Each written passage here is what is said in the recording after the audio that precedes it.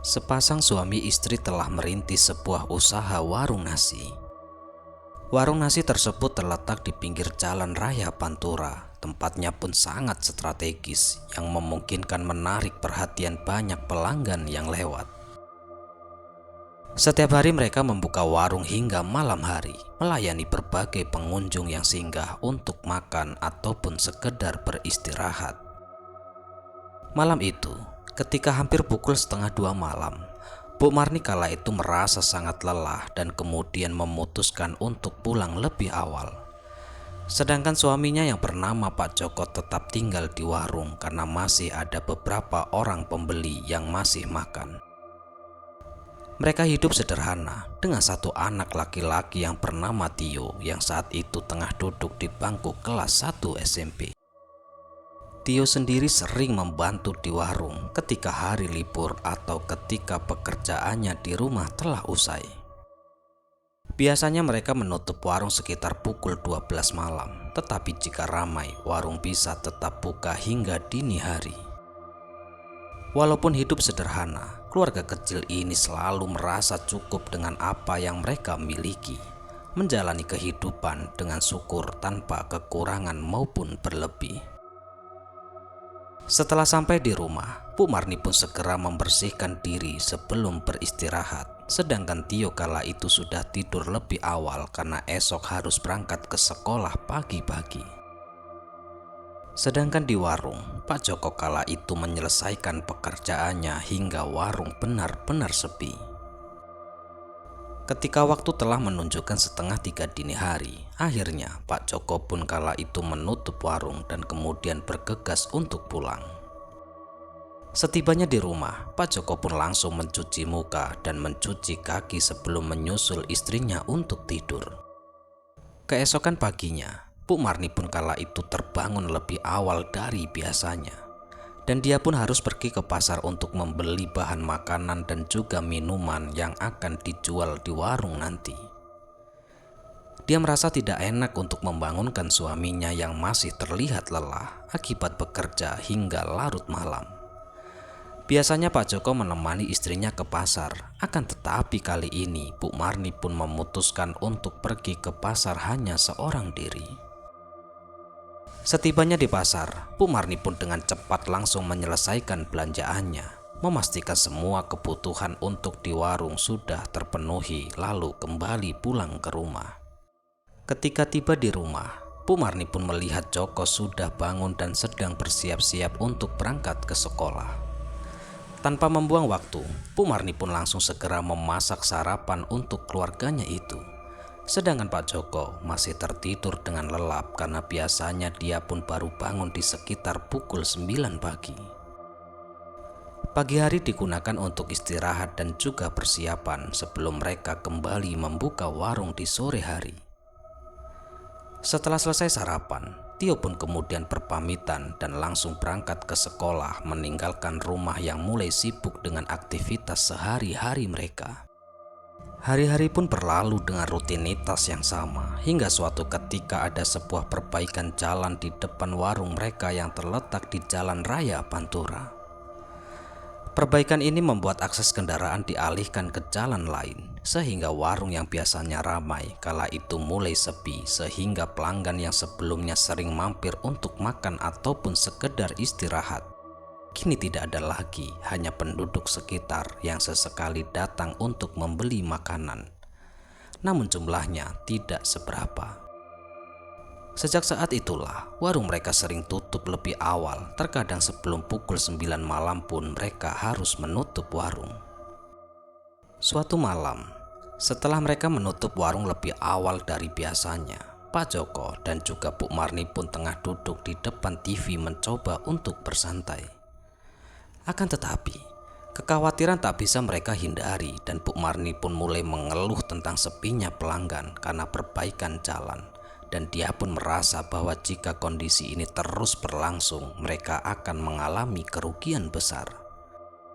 Sementara itu Pak Joko juga merasa bingung, tetapi ia tetap mencoba menenangkan istrinya dengan mengatakan bahwa mereka akan mencari solusi. Malam itu, Pak Joko pun menyarankan agar mereka libur sementara untuk berjualan dan kemudian memikirkan langkah selanjutnya. Malam itu untuk pertama kalinya setelah sekian lama, Pak Joko pun akhirnya memutuskan untuk pergi ke pos ronda di dekat rumah mereka. Biasanya Pak Joko jarang sekali berkumpul bersama para warga karena kesibukannya di warung. Ketika sampai di pos ronda, dia pun disambut dengan hangat oleh teman-temannya dan sebagian besar adalah orang-orang yang lebih tua darinya. Mereka pun berbincang santai, minum kopi, dan juga bermain kartu untuk mengusir rasa kantuk. Pak Joko pun menceritakan tentang masalah warungnya yang sangat sepi akibat perbaikan jalan, dan salah satu temannya pun menyarankan agar ia mencoba berjualan di tempat lain untuk sementara waktu. Saran itu pun memberikan harapan baru bagi Pak Joko, dan kemudian dia pun berencana untuk mendiskusikan hal ini dengan Bu Marni keesokan paginya. Akan tetapi, suasana obrolan di pos ronda itu pun berubah seketika ketika salah seorang bapak-bapak datang dengan wajah yang sangat serius. Kemudian bapak-bapak itu pun bercerita tentang sebuah kejadian aneh di desa tetangga, di mana beberapa warung sering kehilangan uang secara misterius. Dan para warga desa pun menduga ada yang memelihara sosok tuyul. Meski bapak itu sempat terlihat serius, tak lama setelah itu ia pun kembali bergabung bermain kartu dan kemudian melupakan ceritanya itu. Namun cerita itu meninggalkan kesan yang sangat mendalam di benak Pak Joko. Bahkan ia sempat merenung, memikirkan apakah hal serupa mungkin terjadi di kampungnya. Saat waktu telah menunjukkan pukul dini hari, Pak Joko pun kala itu memutuskan untuk pulang. Dan di dalam perjalanan pulang yang sepi itu, kala itu ia merasa ada sesuatu yang aneh. Sekilas ia melihat bayangan sosok anak kecil dari kejauhan tengah bermain di jalan yang sangat gelap. Heran dengan apa yang ia lihat. Kemudian Pak Joko pun mempercepat langkah kakinya dan tanpa berani menoleh ke belakang. Dan sesampainya di rumah, rasa lelah mengalahkan kegelisahannya dan kemudian ia pun langsung tertidur. Keesokan paginya, saat tengah sarapan bersama Bu Marni, Pak Joko pun menceritakan saran dari temannya tentang berjualan di tempat lain. Bu Marni pun kala itu setuju bahwa mereka perlu segera mengambil tindakan agar tidak semakin merugi. Akhirnya mereka pun sepakat untuk mencari lokasi baru, dan setelah berkeliling mereka pun menemukan sebuah kios yang disewakan di pasar desa sebelah. Meskipun jaraknya cukup jauh dari warung lama mereka, namun tempat itu tampak menjanjikan. Hari-hari berikutnya, Pak Joko dan juga Bu Marni pun mulai membuka kios baru mereka. Akan tetapi, kenyataan tidak seindah yang mereka harapkan, dan kios itu sepi, hanya sedikit pelanggan yang datang dan keuntungan yang mereka peroleh pun sangat-sangat kecil. Bahkan hingga malam hari, mereka terpaksa menutup kios lebih awal karena tidak ada lagi pembeli.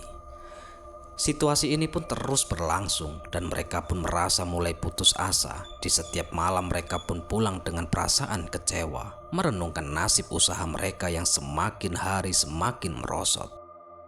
Dan pada saat itu, Bu Marni pun mulai khawatir tentang keuangan keluarga mereka, terutama dengan kebutuhan yang terus bertambah, dan jika begini terus, bukannya malah untung namun tambah buntung. Bahkan rencana mereka untuk merenovasi rumah dan juga warung pun tertunda. Kebutuhan juga semakin banyak, belum lagi SPP untuk Tio dan juga keperluan lainnya. Pak Joko pun duduk termenung di teras rumahnya, mencoba mencari jalan keluar atas masalah yang sedang mereka alami. Pada suatu malam, Pak Joko pun mencoba merenungi berbagai hal yang sedang tidak berjalan sesuai rencana mereka. Saran dari temannya yang ia harapkan pun bisa membantu usaha dagangannya dan ternyata meleset jauh dari perkiraan. Tidak hanya itu, proyek pembangunan jalan di depan warung mereka ternyata terhenti, membuat warungnya kehilangan pelanggan secara drastis. Sementara itu Bu Marni, istrinya, telah lama terlelap di kamar, meninggalkan Pak Joko seorang diri dengan pikirannya yang penuh beban. Di tengah-tengah lamunannya itu, kenangan tentang cerita dari temannya tiba-tiba muncul dalam benaknya. Waktu itu temannya pernah bercerita tentang kampung sebelah yang sering mengalami kejadian aneh berupa hilangnya uang secara misterius. Desas-desus yang beredar mengaitkan kejadian itu dengan orang-orang yang memelihara makhluk gaib, yaitu tuyul. Pak Joko pun tertegun. Ia tak pernah terlalu memikirkan soal mitos seperti itu. Akan tetapi, dalam situasi yang serba sulit itu, pikirannya pun mulai teralihkan ke hal-hal yang sebelumnya tak pernah ia pikirkan sama sekali. Bahkan Pak Joko pun mempertimbangkan hal itu dengan sangat serius, dan kemudian Pak Joko pun bergumam, kalau begini terus, hancur usahaku.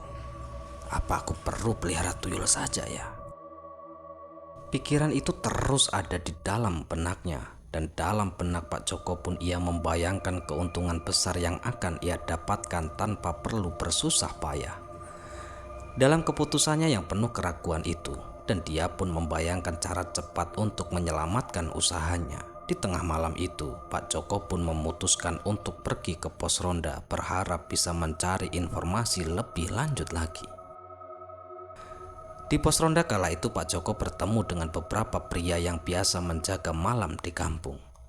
Dia pun mulai mengajukan pertanyaan yang sejak tadi malam mengganggu pikirannya. Pak Joko ingin tahu siapa saja yang dicurigai memelihara tuyul di kampung sebelah. Para bapak-bapak itu pun menyebut 3 nama yang mereka curigai karena tiba-tiba mereka bertiga mendadak menjadi kaya raya. Pak Misbah, Pak Supri, dan juga Pak Bambang. Pak Joko yang mendengarkan dengan penuh perhatian mencoba mencerna informasi yang ia dapatkan. Orang-orang yang disebutkan tadi dulunya hanyalah orang biasa, namun kini secara ajaib hidup mereka berubah drastis. Dari keterangan itu, Pak Joko pun semakin penasaran dan merencanakan untuk mengunjungi kampung tersebut. Keesokan harinya, mencari tahu apakah ada kebenaran di balik cerita-cerita itu. Dan di keesokan paginya, Pak Joko pun memilih untuk tidak berdagang dan kemudian segera menuju ke kampung yang dimaksud. Pak Joko pun melaju dengan motor yang ia gunakan, mengitari jalan yang penuh pepohonan hingga akhirnya tiba di kampung yang mereka maksud. Setelah berkeliling dan juga bertanya-tanya kepada beberapa warga sekitar, Pak Joko pun mendapatkan petunjuk mengenai lokasi rumah-rumah milik 3 orang yang mereka curigai tadi. Dari 3 rumah itu, ada 1 rumah yang menarik perhatiannya, yaitu rumah milik Pak Supri yang meskipun tidak terlalu mewah namun memiliki nuansa yang berbeda dibandingkan dengan rumah lainnya. Ada hawa dingin yang terasa aneh ketika Pak Joko mendekat. Tanpa ragu, ia pun kemudian mengetuk pintu rumah tersebut dan kemudian Pak Supri, pria setengah baya itu pun yang seumuran dengan Pak Joko keluar menyambut tamu. Tamu yang tak dikenalnya dengan ramah dan dia pun mengundang Pak Joko untuk segera masuk. Setelah mendengar alasan kedatangannya, yakni ingin bersilaturahmi, obrolan ringan pun berlangsung dari perkenalan diri hingga cerita tentang warung milik Pak Joko yang sepi pelanggan akibat proyek pembangunan jalan. Suasana santai pun berubah seketika ketika Pak Joko dengan mimik serius mulai menanyakan sesuatu yang lebih dalam. Pak Joko pun bertanya dengan penuh kehati-hatian, apakah Pak Supri memelihara tuyul, dan Pak Joko pun mengarang cerita bahwa ia bisa melihat tuyul itu meskipun sebenarnya ia hanya menggertak untuk mengetahui reaksi Pak Supri. Dan ternyata gertakan Pak Joko itu pun berhasil. Wajah Pak Supri mendadak tegang dan dalam kepanikan yang tidak bisa disembunyikan itu. Pak Supri pun akhirnya mengakui kebenaran di balik rumor itu. Ternyata Pak Supri meminta Pak Joko untuk tidak menyebarkan rahasia ini kepada siapapun dan sebagai gantinya, Pak Supri pun akan berjanji akan membantunya mempelajari cara memelihara tuyul. Pak Joko merasa lega dan juga senang karena berhasil mendapatkan informasi yang ia inginkan. Bahkan ia ingin meminta kepada Pak Supri untuk menunjukkan caranya agar ia juga bisa memelihara tuyul dan memperoleh kekayaan dengan cepat. Sore harinya, sesuai dengan janji Pak Supri, membawa Pak Joko ke rumah seseorang dukun yang bernama Mbah Marno. Mbah Marno adalah sosok yang telah lama terkenal sebagai perantara bagi orang-orang yang ingin memiliki tuyul. Rumah Mbah Marno pun terletak di ujung desa, dikelilingi pepohonan yang lebat dan juga suasana yang begitu mistis. Saat mereka tiba, suasana sunyi yang melingkupi tempat itu pun membuat Pak Joko semakin yakin bahwa Mbah Marno dengan tatapan tajam dan juga suara yang dalam menyambut mereka di pintu rumah yang tua itu. Setelah mendengarkan keinginan dari Pak Joko, Mbah Marno pun segera menjelaskan syarat-syarat untuk memelihara tuyul. Ada ritual yang harus dilakukan dan juga harga yang harus dibayarnya. Syaratnya tak main-main. Pak Joko harus menyediakan mahar berupa uang sebesar 20 juta. Dan yang lebih mengejutkan lagi, istrinya yaitu Bu Marni harus bersedia menyusui tuyul tersebut. Kemudian dengan suara berat, Mbah Marno pun bertanya, "Apa kau sanggup dengan semua resikonya?" Akan tetapi, meskipun berat, Pak Joko yang terdesak dengan keadaan finansial pun langsung setuju. Tanpa berpikir panjang, malam itu juga Mbah Marno pun mulai merapalkan mantra-mantra dan juga melakukan ritual pemanggilan tuyul. Asap kemenyan pun memenuhi ruangan, sementara angin dingin tiba-tiba berhembus dengan sangat kuat membuat Pak Joko merasa merinding. Namun tidak dengan Pak Supri yang sudah terbiasa dengan hal semacam itu. Akan tetapi, Pak Joko pun tetap bertahan karena impian untuk menjadi orang kaya telah membutakan rasa takutnya. Ritme mantra Mbah Marno semakin cepat dan seiring dengan itu suasana di ruangan pun semakin terasa mengerikan. Sesaat kemudian, Pak Joko kala itu melihat di samping Mbah Marno ada asap tipis berputar-putar pelan, seakan-akan memanggil sesuatu dari alam lain. Dan perlahan-lahan sebuah sosok anak kecil muncul dari balik asap tersebut. Wujudnya membuat Pak Joko terperanjat. Sosok tuyul dengan telinga panjang, mata merah menyala, dan tubuhnya yang mungil hanya terbalut popok lusuh tengah berdiri di sana. Pak Joko pun merasa jantungnya berdetuk dengan kencang. Tak pernah terbayang olehnya bahwa makhluk gaib itu nyata di depan matanya. Keheningan malam pun terasa semakin berat seiring Mbah Marno mulai melakukan perjanjian gelap dengan makhluk kecil itu. Pak Joko tak sepenuhnya memahami, namun dia bisa merasakan ada sesuatu yang sangat gelap, sesuatu yang sangat jahat dalam suasana tersebut. Dalam prosesi ritual yang diatur oleh Mbah Marno, Pak Joko melihat jarinya ditusuk-tusuk oleh jarum tajam. Rasa sakit yang menjalar dari luka kecil itu seolah-olah menjadi pembuka jalan bagi dunia gaib. Darah yang mengalir dari jarinya kemudian dioleskan pada sebuah kalung jimat berbahan kain hitam yang sudah dipenuhi dengan mantra. Mbah Marno pun tampak berkomunikasi dengan sosok tuyul, meskipun apa yang dibicarakan tetap menjadi misteri bagi Pak Joko. Dia pun hanya berdiri dalam kebingungan, merasakan adanya kesepakatan yang sedang terjalin antara dirinya, Mbah Marno, dan juga makhluk gaib tersebut. Setelah ritual usai, kalung itu pun diserahkan kepada Pak Joko dengan petunjuk yang jelas bahwa untuk memanggil tuyul itu, dia pun harus mengucapkan mantra yang sudah diajarkan oleh Mbah Marno. Dan kemudian Mbah Marno pun berkata, "Nanti setiap 1 minggu 2 kali, tuyul itu pasti akan minta menyusu terhadap istrimu." Ketaatan pada perjanjian ini diingatkan secara berulang-ulang oleh Mbah Marno, karena jika dilanggar konsekuensinya bisa sangat fatal. Setelah segala sesuatunya selesai, Pak Joko pun mengeluarkan uang dari simpanannya untuk membayar mahar kepada Mbah Marno. Uang itu sebenarnya dia niatkan untuk merenovasi rumah, namun kebutuhan mendesak membuatnya mengubah rencana.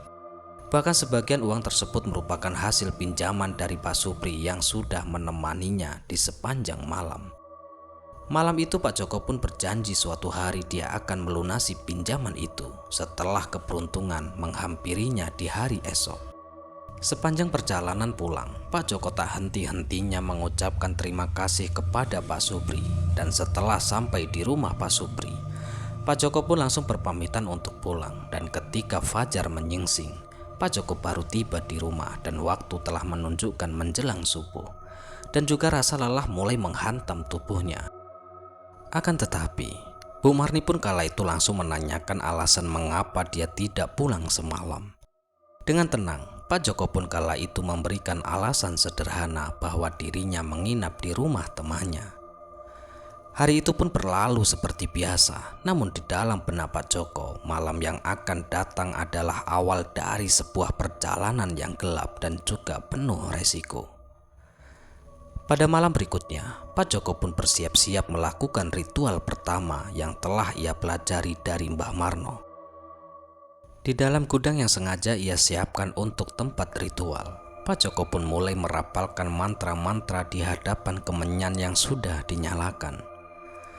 Sesajen yang telah dipersiapkan tersusun rapi di depannya. Udara malam yang dingin pun menyusup melalui celah-celah ruangan yang membuat bulu kuduknya berdiri. Ketika mantra-mantra itu usai dirapalkan, tiba-tiba saja angin mendesak di dalam ruangan dan dalam sekejap sosok tuyul yang menakutkan itu pun muncul di hadapannya. Sosok itu bertubuh kecil dengan mata merah menyala. Itu menyiratkan sesuatu yang jahat yang tak pernah terbayangkan sebelumnya. Tanpa ragu, Pak Joko pun segera memberikan perintah pertama kepada tuyul itu untuk mencari uang dari beberapa rumah di desa. Dalam sekejap, sosok tuyul itu pun hilang dari pandangan, meninggalkan Pak Joko yang hanya bisa menunggu dengan cemas. Beberapa waktu kemudian, sosok tuyul tersebut pun kembali dengan membawa nampan yang penuh dengan uang dan perhiasan. Pak Joko tak bisa menahan keterkejutannya itu. Jumlah harta yang dikumpulkannya pun jauh melebihi dugaan. Akan tetapi, kegembiraan itu tak berlangsung lama dan sosok tuyul yang mengerikan itu pun menuntut imbalannya, yaitu minta menyusui istri Pak Joko. Bu Marni meski merasa ragu, Pak Joko pun tak punya pilihan lain selain mengiyakan.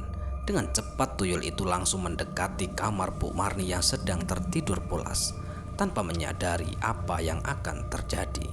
Dan sosok tuyul itu mulai menyedot, namun bukan susu dari Bu Marni, melainkan darah dari istrinya sendiri. Saat pagi tiba, Bu Marni pun terbangun dalam keadaan sangat lemah. Tubuhnya terasa sangat kaku dan terasa sakit, terutama di bagian dadanya yang kini tampak lebam. Dia pun merasa aneh tetapi tidak mengetahui apa yang sebenarnya telah terjadi.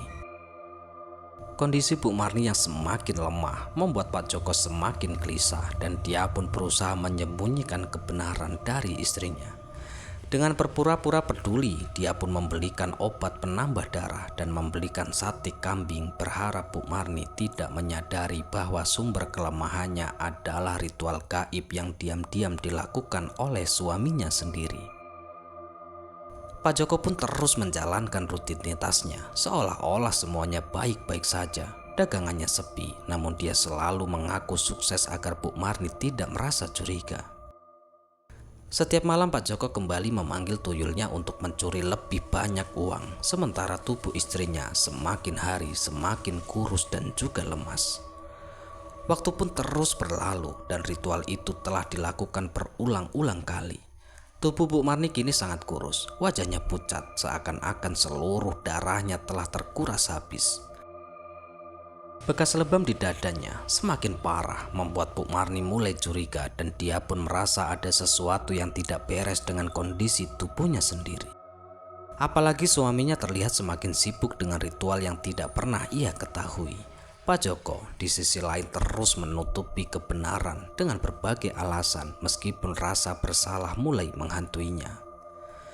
Suatu malam, Tio anak mereka yang mulai curiga dengan keadaan ibunya kala itu terjaga di tengah-tengah malam dan kemudian melihat sesuatu yang sangat mengejutkan di sudut rumah dia. Tio kala itu melihat ada bayangan sebuah anak kecil berkeliaran. Dengan perasaan takut, Tio pun segera kembali ke kamarnya, tubuhnya menggigil ketakutan. Malam itu Pak Joko sedang sibuk melakukan ritual di gudang dan Tio tidak menyadari bahwa kejadian aneh yang ia lihat adalah bagian dari perjanjian gelap yang dilakukan oleh ayahnya. Bulan demi bulan pun berlalu. Rumah Pak Joko kini sudah berhasil direnovasi dengan uang hasil ritualnya. Akan tetapi, kebahagiaan itu hanya semu. bagi Bu Marni yang terus merasakan sakit dan juga lemah. Suatu malam, saat dia hendak ke dapur, tubuhnya tiba-tiba dihampiri oleh hembusan angin dingin yang membuatnya merinding di depan matanya. Kala itu, sosok tuyul yang mengerikan muncul membuat Bu Marni langsung pingsan seketika. Saat pagi menjelang, Tio kala itu menemukan ibunya tengah tergeletak di lantai dapur. Dengan cepat, dia langsung memanggil ayahnya yang segera membawa Bu Marni ke kamar. Beberapa saat kemudian Pak Joko pun pulang. Dia baru saja belanja kebutuhan warung dan juga membeli obat penambah darah serta sate kambing untuk istrinya sendiri. "Pak, masa ibu harus makan obat penambah darah terus sih, Pak? Dan makan sate kambing terus, ibu bosen, Pak?" tanya Bu Marni yang masih lemas terhadap Pak Joko. "Ya, kalau kamu mau sembuh, ya nurut saja toh, Bu," jawab Pak Joko, dan Bu Marni pun yang masih terlihat lemas hanya bisa menghela nafas panjang mendengar ucapan dari suaminya itu. Malam harinya, suasana yang mengerikan menyelimuti rumah mereka. Tio kala itu yang berada di dalam kamarnya yang sederhana tengah sibuk menyelesaikan PR sekolahnya yang harus dikumpulkan di esok hari. Tumpukan buku berserakan di atas meja belajarnya menunjukkan betapa banyaknya tugas yang harus dikerjakan malam itu. Sementara itu suasana di rumah terasa sedikit berbeda dari biasanya. Pak Joko yang setiap malam pulang tepat waktu dari warung belum juga terlihat. Keterlambatan ini menciptakan kekhawatiran kecil di hati Tio. Akan tetapi, ia terus mencoba mengabaikannya. Di sisi lain, di rumah yang ada Bu Marni yang sedang sakit telah tertidur lebih dulu. Namun suasana malam itu berubah drastis ketika tiba-tiba ada sesuatu yang aneh terjadi. Tio yang tengah serius dengan PR-nya merasakan ada yang aneh. Sebuah bayangan gelap melintas di ujung matanya dengan sangat cepat dan samar-samar, namun cukup untuk membuatnya terperanjat. Rasa takut pun langsung menjalar di sekujur tubuhnya, membuat bulu tengkuknya berdiri dan kemudian ia pun menoleh ke arah bayangan itu dengan cepat, namun tak ada apapun di sana. Keringat dingin pun mulai membasahi pelipisnya. Malam yang awalnya biasa berubah menjadi malam yang penuh dengan ketegangan yang tak bisa dijelaskan. Keanehan tak berhenti di sana. Suara tawa anak kecil tiba-tiba terdengar di telinga Tio. Suara itu terdengar begitu jelas seperti berada sangat dekat di dekatnya, padahal tidak ada anak kecil di rumah itu. Suara tersebut membuat jantungnya berdetuk lebih kencang. Bau busuk dan juga menyengat tiba-tiba menyeruak seperti bau sesuatu yang busuk bercampur dengan aroma pesing yang menguap bau. Ya, bau itu begitu kuat hingga membuat Tio hampir menahan nafas. Kejadian-kejadian ini membuat pikirannya tak lagi fokus untuk mengerjakan tugas sekolah.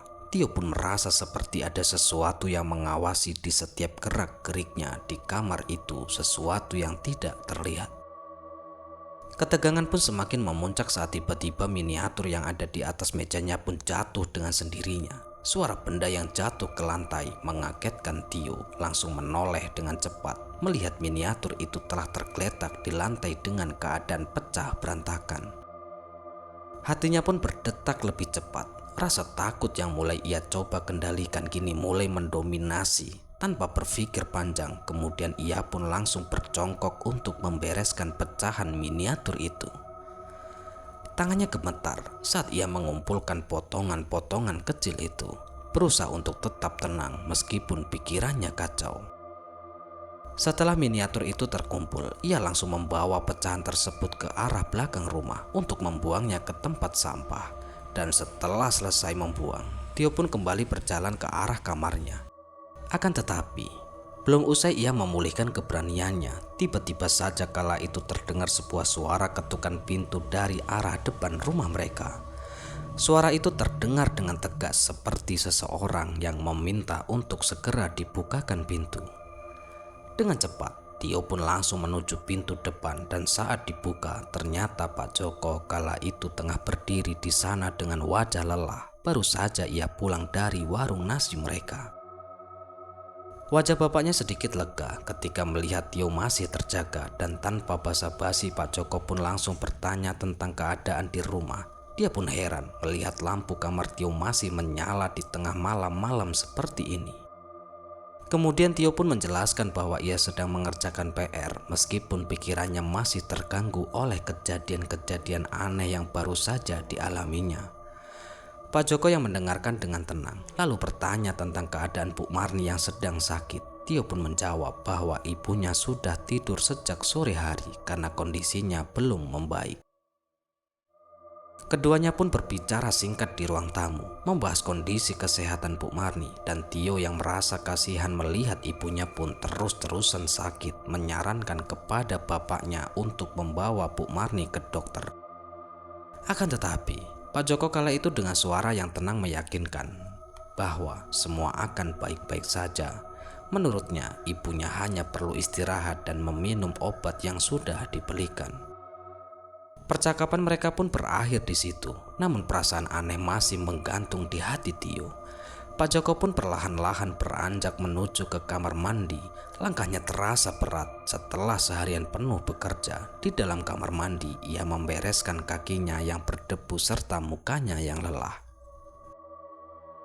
Setelah merasa segar, tanpa banyak bicara, ia pun kemudian ke kamar dan merebahkan tubuhnya di atas kasur. Malam itu pikirannya tak terisi apa-apa kecuali keinginan untuk segera terlelap. Tidur menjadi satu-satunya pelarian dari keletihan duniawi yang terus menghimpitnya. Namun malam yang tenang itu menyimpan rahasia yang akan membuka babak baru dalam hidup keluarga kecil ini. Pagi harinya, keheningan rumah itu terusik oleh pemandangan yang mengkhawatirkan. Bu Marni kala itu terlihat sangat tidak berdaya. Tubuhnya terlihat semakin lemah, kurus, kering, dan wajahnya tampak pucat basi. Kesehatannya yang memburuk seolah-olah mengisyaratkan adanya sesuatu yang terjadi. Tio, anak semata wayangnya, tak bisa menyembunyikan rasa sedih dan juga ketidaktenangan ketika melihat ibunya dalam keadaan demikian. Pandangan ibunya yang lemah membuat hati Tio teriris. Perasaan tak tega memenuhi hatinya. Pikirannya berkecamuk, ia tahu bahwa ini bukan sekedar sakit biasa. Tekad bulat, Tio pun terpati. Dalam hatinya, dia harus membawa ibunya ke rumah kakeknya untuk meminta bantuan. Hal itu membuat Tio memutuskan untuk tidak berangkat ke sekolah. Sementara itu Pak Joko sendiri masih tertidur dengan lelap, tak menyadari apa yang sedang terjadi. Dengan sikap Tio pun menyiapkan motor dan kemudian mengajak ibunya untuk segera berangkat ke rumah kakeknya yang tidak terlalu jauh dan masih satu desa. Tanpa menunggu Pak Joko bangun, mereka berdua pun berboncengan dengan perlahan-lahan mereka pun menyusuri jalan-jalan desa yang sepi di pagi hari itu. Setibanya di rumah kakeknya, suasana berubah menjadi lebih tenang. Namun ketenangan itu tidak lama karena sang kakek kala itu nampak terkejut ketika melihat kondisi Bu Marni. Kakeknya itu pun merasa bahwa penyakit yang diderita Bu Marni bukanlah penyakit biasa, dan tanpa ragu ia segera memanggil seseorang ustadz kenalannya yang dianggap memiliki kemampuan untuk menyembuhkan hal-hal gaib. Tak lama kemudian, seseorang ustadz pun yang bernama Ustadz Malik tiba di rumah kakek. Kehadirannya membawa aura ketenangan meskipun situasi di dalam rumah terasa semakin mengerikan. Ustadz Malik mulai melakukan pengamatan mendalam terhadap kondisi Bu Marni. Bahkan Ustadz Malik pun kala itu menerawang berusaha mengungkap apa yang sebenarnya terjadi di balik tubuh lemah perempuan itu. Setelah beberapa saat kemudian, wajahnya berubah. Ustadz Malik terkejut ketika menemukan bahwa di dalam tubuh Bu Marni terdapat sosok gaib. Berupa sosok anak kecil dengan gigi taring yang sangat tajam.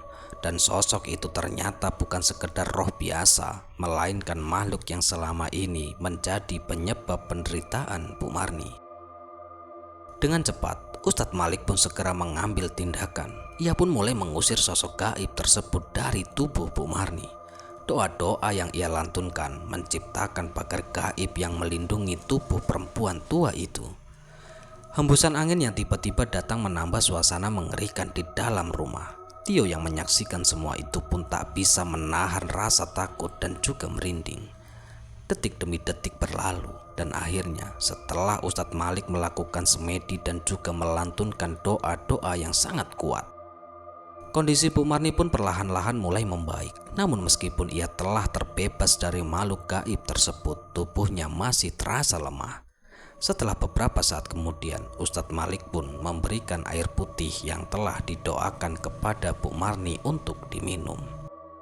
Perlahan-lahan, Bu Marni pun meminum air tersebut dan kemudian merasakan kesejukan meresap di dalam tubuhnya. Kemudian dengan tenang, namun dengan tegas, Ustadz Malik kala itu mengungkapkan kenyataan yang sangat pahit yang tak pernah disangka-sangka oleh Tio maupun kakeknya. Ternyata Bu Marni telah dijadikan tumbal oleh suaminya sendiri, yaitu Pak Joko, untuk memelihara tuyul. Tio dan juga kakeknya tak bisa menutupi keterkejutan mereka. Mereka pun merasa dihantam oleh kenyataan yang begitu kejam. Tak ada yang pernah menyangka bahwa Pak Joko, seseorang suami dan juga ayah, telah tega melakukan hal seperti itu demi mendapatkan harta kekayaan duniawi. Kemudian kakek pun segera memutuskan bahwa Bu Marni harus tinggal di rumahnya untuk sementara waktu agar dia bisa mendapatkan perlindungan dan juga pemulihan yang lebih baik lagi. Tio pun kala itu menyetujui keputusan itu, dan setelah memastikan bahwa ibunya akan baik-baik saja, Tio pun kembali memacu motornya untuk pulang ke rumah untuk menemui bapaknya yang masih terlelap. Sesampainya di rumah, dia pun langsung memberitahukan bahwa ibunya akan tinggal di rumah kakeknya untuk sementara waktu. Pak Joko pun hanya mengangguk setuju tanpa menaruh curiga sedikit pun. Namun malam itu, Pak Joko yang merasa aman dari kecurigaan orang-orang di sekitarnya kembali melakukan ritual rahasia di gudang rumahnya itu. Dan di sanalah Pak Joko pun mulai mencara harta lagi dengan peliharaannya. Dan tanpa sepengetahuan Pak Joko, Tio yang kala itu sudah muak dengan kelakuan ayahnya, diam-diam ia pun menyusun rencana. Ia tidak lagi bisa mentoleransi perbuatan ayahnya yang tega menumbalkan ibunya sendiri demi keserakahan. Tio pun akhirnya memutuskan untuk memberitahu warga desa tentang apa yang telah dilakukan Pak Joko, dan para warga desa yang sudah lama curiga terhadap kehilangan uang dan juga perhiasan di desa itu merasa mendapatkan jawaban atas semua kecurigaan mereka. Malam itu juga, para warga pun sepakat untuk mengepung rumah Pak Joko. Ketika rumah Pak Joko dikepung oleh warga, suasana pun semakin memanas. Dan di dalam rumah Pak Joko yang sedang menghitung uang hasil curian dari tuyulnya itu pun terkejut ketika mendengar teriakan dari para warga yang menyuruhnya keluar. Pak Joko pun panik dengan memilih untuk bersembunyi. Namun para warga tak henti-hentinya di situ. Para warga pun kemudian menggeledah di setiap sudut rumah, dan pada akhirnya, ketika salah satu para warga membuka lemari, mereka kala itu menemukan Pak Joko sedang meringkuk ketakutan di dalamnya. Tanpa ampun, Pak Joko pun langsung diseret keluar dan kemudian dibawa ke pihak berwajib. Semenjak berada di dalam sel, Pak Joko dihantui oleh makhluk gaib yang selama ini ia pelihara. Tuyul itu yang selama ini membantunya mencuri, kini datang dengan wajah marah dan penuh dendam. Matanya merah menyala tajam, menatap Pak Joko yang gemetar ketakutan. Dan tanpa basa-basi, tuyul itu pun menuntut balas karena Pak Joko telah melalaikan memberikan darah. "Kamu tidak menepati janji, dan sebagai bayarannya kamu akan kujadikan tumbal," ucap tuyul itu penuh amarah. Dan sosok makhluk kecil itu pun berkulit pucat itu melangkah perlahan-lahan mendekati Pak Joko dengan gerakan yang tampak licik dan juga mengerikan. Rasa takut yang sejak tadi melingkupi dirinya pun semakin memuncak ketika bayangan kelam itu kian mendekat, mengajak setiap inci dari rumah di sekitarnya. Tanpa bisa menahan gemetar tubuhnya, Pak Joko pun kala itu berteriak dengan sekuat tenaga, namun suaranya terasa tenggelam di dalam kekosongan yang mengerikan. Sosok makhluk kecil itu kini mendekat dengan tatapan penuh kemarahan. Kemarahan itu dipicu oleh kegagalan Pak Joko dalam memenuhi janji yang telah disepakati, janji yang harus dibayar dengan setetes susu dari istrinya. Sedangkan Ustadz Malik sendiri kala itu telah mengusir makhluk itu, dan dengan doanya yang penuh dengan kekuatan, kala itu berhasil membangun benteng gaib yang melindungi Bu Marni. sehingga sosok tuyul tak bisa lagi menembus batas magis tersebut untuk mendapatkan haknya. Akan tetapi, ketidakmampuan Pak Joko untuk memenuhi perjanjian itu pun membuat sosok makhluk itu kini beralih kepada dirinya sendiri. Tanpa peringatan, makhluk sosok kecil itu pun melompat ke arah Pak Joko dan dalam sekejap langsung menyedot darahnya dengan rakus. Pak Joko pun merasakan dinginnya tubuh tuyul itu menempel di kulitnya, menghisap energi kehidupan dari setiap aliran darah yang mengalir di nadinya.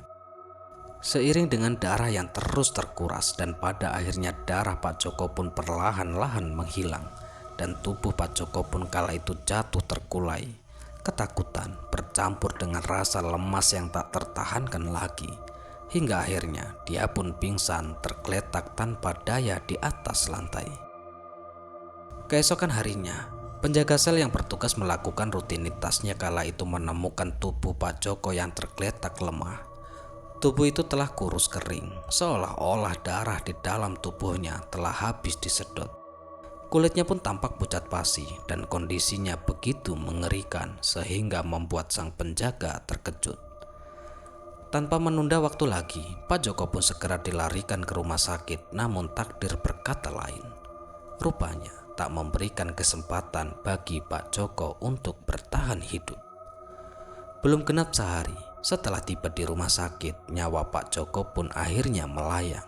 Dan dokter yang menangani kasus itu pun menyimpulkan bahwa penyebab kematiannya adalah kehabisan darah. Meski tak ada luka fisik yang jelas yang bisa menjelaskan kehilangan darah dalam jumlah besar itu, dan pada hari yang sama tubuh Pak Joko yang sudah membeku dan semakin kurus kering kemudian dimakamkan para warga kampung, dan kemudian para warga pun berkumpul di pemakaman untuk memberikan penghormatan terakhir. Meskipun bisikan-bisikan kecil dari mereka tak bisa terhindarkan, mereka pun saling berbisik mengenai rumor yang sudah lama beredar bahwa Pak Joko memang memiliki perjanjian dengan makhluk gaib untuk mendapatkan kekayaan dengan cara pesugihan. Saat prosesi pemakaman yang sedang berlangsung, kala itu tiba-tiba saja terjadi sesuatu yang sangat aneh. Tiba-tiba saja tercium bau yang sangat menyengat dan tiba-tiba menyeruak dari peti jenazah Pak Joko. Bau itu bukan sekedar bau mayat, melainkan campuran aroma yang jauh lebih menjijikkan. Seperti bau pesing yang sangat tajam dan juga bau bangkai yang membusuk dan juga anyir darah yang bercampur menjadi satu. Para pelayat yang hadir di pemakaman itu pun tak bisa menyembunyikan rasa mual.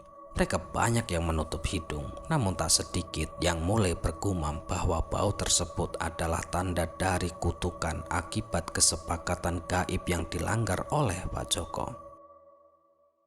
Setelah waktu berlalu, kehidupan kembali berjalan seperti biasa. Hampir 1 tahun setelah kejadian itu, Bu Marni dan juga Tio pun berusaha bangkit dari masa kelam itu. Sebuah masa kelam yang pernah menimpa keluarga mereka. Dan mereka pun perlahan-lahan mulai kembali menjalani kehidupan dengan membuka warung makan seperti dulu. Dagangan mereka meskipun kini lebih sederhana tetapi tetap laris manis. Tio yang kala itu membantu ibunya hingga larut malam pun bekerja keras untuk memastikan kebutuhan hidup mereka tercukupi. Mereka tak lagi memikirkan tentang masa lalu yang penuh kengerian itu. Mereka berusaha untuk melupakan kejadian yang menghantui mereka, dan mereka pun memilih jalan yang lebih baik untuk masa depan mereka sendiri. Dengan keyakinan yang sangat kuat, mereka pun akhirnya berusaha untuk mencari rezeki yang halal, jauh dari bayang-bayang keserakahan yang pernah menghancurkan kehidupan keluarga mereka. Ya, sekian kisah kali ini. Semoga kisah kali ini bisa menghibur dan bisa menemani waktu istirahat teman-teman dimanapun berada. Dan kami ucapkan mohon maaf yang sebesar-besarnya jika ada kata-kata yang salah yang kami sampaikan di dalam cerita. Dan kami ucapkan pula terima kasih banyak kepada teman-teman semua yang selalu mendukung. Dan semoga amal kebaikan teman-teman dibalas oleh Allah Subhanahu wa Ta'ala berupa hal-hal yang lebih baik dan lebih bermanfaat dalam kehidupan kita semua. Sekali lagi saya mengucapkan mohon maaf yang sebesar-besarnya jika ada kata-kata yang salah yang kami sampaikan di dalam cerita. Bye, sampai jumpa di cerita-cerita selanjutnya. Akhirul qouli wassalamualaikum warahmatullahi wabarakatuh.